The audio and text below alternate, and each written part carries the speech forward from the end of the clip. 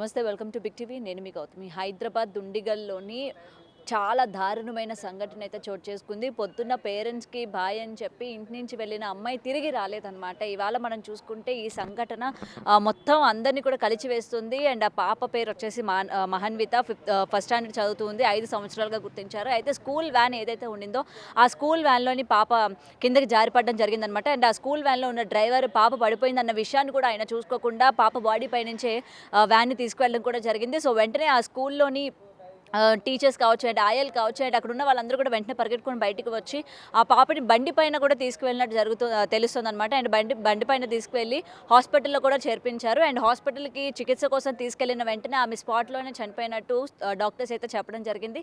And ఈ విషయాన్ని వెంటనే పేరెంట్స్కి కూడా వాళ్ళు ఇంటిమేట్ చేయడం జరిగింది. పాప వ్యాన్లో నుంచి కింద జారి పడిపోయింది, తలకి బలమైన గాయం తగిలింది అని చెప్పి వాళ్ళ యొక్క పేరెంట్స్కి ఇంటిమేట్ చేసినట్టు తెలుస్తుంది. అలాగే ఈ ఇన్సిడెంట్ జరిగిన స్పాట్లోని వెంటనే డ్రైవర్ని కూడా అక్కడి నుంచి పారిపోయినట్టు కూడా చెప్తున్నారు. అంటే వెళ్ళిపోయిన పరిస్థితి అనమాట, పంపించేసేటట్టు కూడా ఇక్కడ తెలుస్తుంది.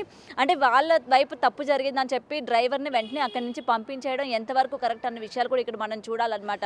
అండ్ ఇంకొకటి, ఆ పాప వ్యాన్లో నుంచి కింద పడిపోయినప్పుడు వ్యాన్ యొక్క డోర్స్ అవన్నీ కూడా ఎలా వేసుకున్నారు ఏంటి, వన్స్ స్టూడెంట్స్ అందరూ కూడా లోపల ఎక్కిన తర్వాత వ్యాన్ డ్రైవర్ ఎవరైతే ఉంటారో డోర్స్ అన్ని కూడా కరెక్ట్గా వేసుకున్నామా లేదా, లాక్ పడిందా లేదా, వన్స్ వాళ్ళు అందరూ లోపలికి వెళ్ళిన తర్వాత వ్యాన్స్ అన్ని డోర్స్ అన్ని కూడా లాక్స్ వేసుకున్నామా లేదా అని ఏ మాత్రం కూడా చెకింగ్ కూడా చేయలేదు ఆయన.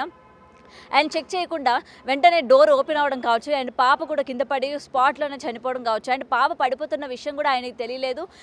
అంటే నిజంగా ఇది దౌర్భాగ్యమని చెప్పాలి. అండ్ పాప కింద పడిపోయిన తర్వాత కూడా వ్యాన్ని వెంటనే తన పైనుంచి ఎక్కించుకొని వెళ్ళి వెంటనే ఈ విషయం తెలిసిన తర్వాత అక్కడి నుంచి పరిగెట్టుకుని వచ్చి అక్కడ ఉన్న టీచర్స్ అందరినీ కూడా పిలవడం జరిగింది. వాళ్ళందరూ బయటకు వచ్చి హుటాహుటిన పాపని హాస్పిటల్ కూడా తీసుకెళ్ళడం జరిగిందనమాట.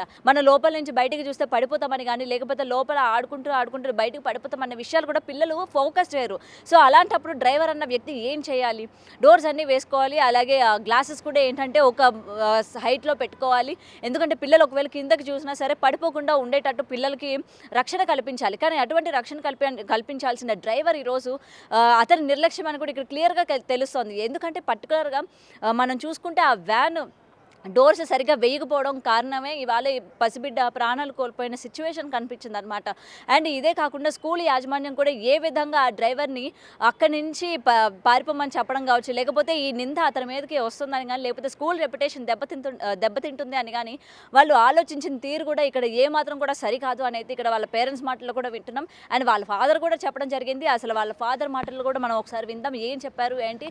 అండ్ స్కూల్ యాజమాన్యం వాళ్ళ ఫాదర్కి కూడా ఎటువంటి ఇన్ఫర్మేషన్ ఇచ్చారు, పాప ఏ టైం స్కూల్ నుంచి బయలుదేరింది, అండ్ ఈ ఇన్సిడెంట్ ఏ టైంకి జరిగినట్టు వాళ్ళకి ఇన్ఫర్మేషన్ అందిందో కూడా ఫాదర్ మాటల్లో కూడా మనం తెలుసుకుందాం. వ్యాన్ ఎక్కించిన తర్వాత 9 నాకు 9:30కి నాకు కాల్ వచ్చింది. అయితే ఇట్లా తలకు దెబ్బ జరిగింది, హాస్పిటల్ తీసుకెళ్ళామని చెప్పేసి కాల్ చేశాడు టీచర్. ఇమీడియట్గా అడిగినాడు అక్కడ హాస్పిటల్ ఎవరు ఉన్నారో వాళ్ళ నెంబర్ ఇవ్వండి అంటే నెంబర్ పంపించింది. వాళ్ళకి కాల్ చేస్తే ఎంతటికి కాల్ ఆన్సర్ చేస్తారు. మీరు వచ్చి చూస్తే చనిపోయిందని చెప్పినాడు. ఇక్కడ స్కూల్ దగ్గరికి వచ్చి అడిగితే కూడా అక్కడ జస్ట్ దింపితేనే పడ్డది అని చెప్పేసి అంటుంది. కానీ అది పడ్డ దెబ్బలు అయితే కాదు ఖచ్చితంగా.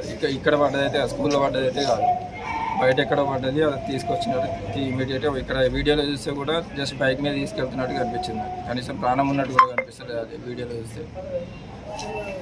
ఇప్పుడు నాకు ఏంటంటే ఆ విషయం ఏం జరిగింది, డ్రైవర్ కావాలా ఆ అమ్మ కావాలా, వాళ్ళిద్దరు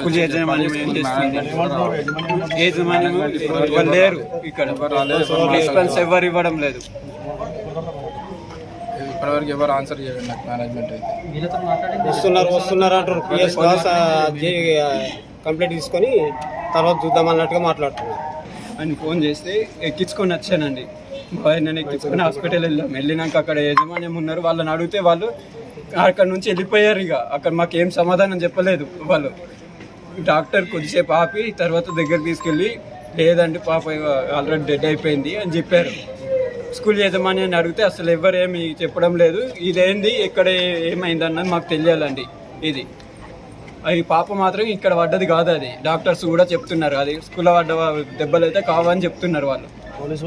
పోలీస్ వాళ్ళేమో మాకు కంప్లైంట్ ఇవ్వండి మేము తీసుకుంటాము అని చెప్తున్నారు. కానీ వాళ్ళు కూడా అసలు రెస్పాన్స్ అవ్వడం లేదు. ఇక్కడికి సీసీ కెమెరా చెక్ చేద్దామంటే పోలీస్ వాళ్ళు కూడా ఏమి రెస్పాన్స్ ఇవ్వడం లేదు మాకు. మేనేజ్మెంట్ పేరెంట్స్ తో మాట్లాడేదే లేదు ఇప్పటి వరకు కూడా. పేరెంట్స్ తో ఎందుకు మాట్లాడతలేరు?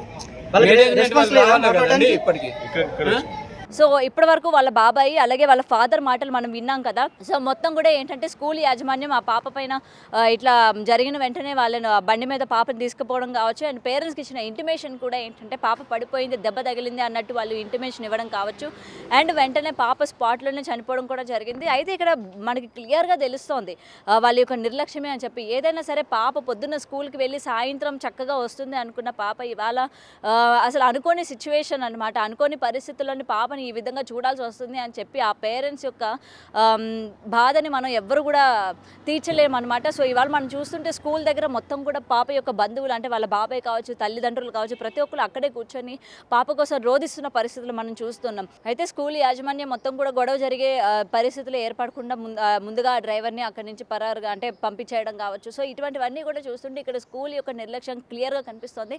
అండ్ ఆ పేరెంట్స్కి కూడా ఇవాళ న్యాయం జరగాలి, అండ్ ఇతర అండ్ నెక్స్ట్ స్టూడెంట్స్కి కూడా ఇటువంటి మళ్ళీ కూడా జరగకుండా తగిన చర్యలు తీసుకోవాలి. అటు స్కూల్ యాజమాన్యం కావచ్చు, లేకపోతే మేనేజ్మెంట్ కావచ్చు, లేకపోతే ఏ ఒక్కరైనా సరే అంటే ఈ ఇన్సిడెంట్ చూసిన తర్వాత రిమైనింగ్ స్కూల్స్ కావచ్చు, కాలేజెస్ కావచ్చు, ఏదైనా సరే ఇటువంటివి ప్రైవేట్ బస్సెస్ కానీ అంటే స్కూల్కి సంబంధించి వెహికల్స్ కానీ లేకపోతే బయట వెహికల్స్ కానీ ఆటోస్ కానీ నిర్వర్తించే వాళ్ళు కూడా తగిన జాగ్రత్తలు తీసుకోవాలి అని అయితే డెఫినెట్గా కోరుకుంటున్నారు. అండ్ ఇప్పుడు ఆ బంధువులు కానీ లేకపోతే తల్లిదండ్రులు ప్రతి ఒక్కరు ఇక్కడ అదే స్కూల్ దగ్గర ఉన్నారు, వాళ్ళకి న్యాయం జరగాలి.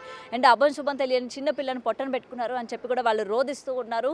సో ఏదైనా సరే స్కూల్ మేనేజ్మెంట్ యాజమాన్యం డెఫినెట్గా దీనికి సమాధానం చెప్పాలి. సమాధానం చెప్తే కానీ వాళ్ళు వదిలిపెట్టేటట్టు కూడా ఇక్కడ మనకి కనిపించట్లేదు అనమాట. Cameraman Vamshitha Gautami reporting, Hyderabad. For more videos like this, subscribe Big TV channel.